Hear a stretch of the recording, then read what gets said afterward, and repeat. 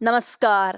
आपण आजच्या व्हिडिओमध्ये बघणार आहोत की राज्यातील स्थानिक स्वराज्य संस्था, जिल्हा परिषद, पंचायत समिती आणि विशेष ग्रामपंचायतीच्या एक अतिशय अपडेट आपण बघणार आहोत की केंद्र शासनाच्या माध्यमातून राज्यातील स्थानिक स्वराज्य संस्थांच्या ग्रामपंचायत असेल किंवा पंचायत समिती असेल, जिल्हा परिषद असेल, यांच्या निवडणुका न झाल्यामुळे त्यांच्यावरती प्रशासक नेमणूक झाल्यामुळे 15व्या वित्त आयोगाचा निधी रोखलेला होता.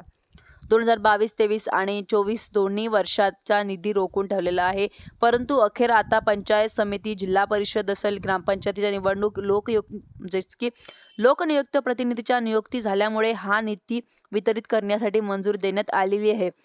यांच्यासाठी कोषागारातून रोख रक्कम, ध्येय अनुदान वितरण आदेश पारित करण्यात आलेले आहे. त्यांच्यामुळे 2022-23 थकीत असलेला 224,65,14,14,000 रुपयाचा निधी वितरित करण्यासाठी मंजुरी देण्यात आलेली आहे. 2023-24चा 185,32,52,000 रुपयाचा हा निधी वितरित करण्यासाठी मंजुरी देण्यात आलेली आहे. 12 जिल्हे परिषद, 125 ग्रामपंचायत समिती आणि ग्रामपंचायतीचा 50 ग्रामपंचायती आणि दुसरा हप्ता म्हणजेच की 324 ग्रामपंचायतीसाठी 2022-23चा वितरित केला जाणार आहे. व 2023-24 मध्ये आपण जर पाहिलं तर 12 जिल्हा परिषद, 125 पंचायत समिती किंवा पहिला हप्ता म्हणजेच की 1,120 ग्रामपंचायतीचा तर 183 ग्रामपंचायतीचा दुसरा हप्ता, अशा प्रकारे हा निधी वितरित करण्यात येणार आहे.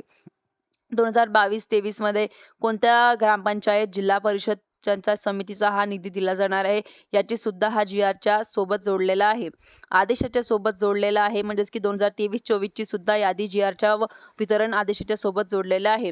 यादीमध्ये असलेल्या ग्रामपंचायतीची, पंचायत समिती असेल किंवा जिल्हा परिषदांना 15व्या वित्त आयोगाचा रोखून ठेवण्यात आलेला निधी आता अखेर उपलब्ध करून देण्यात येणार आहे.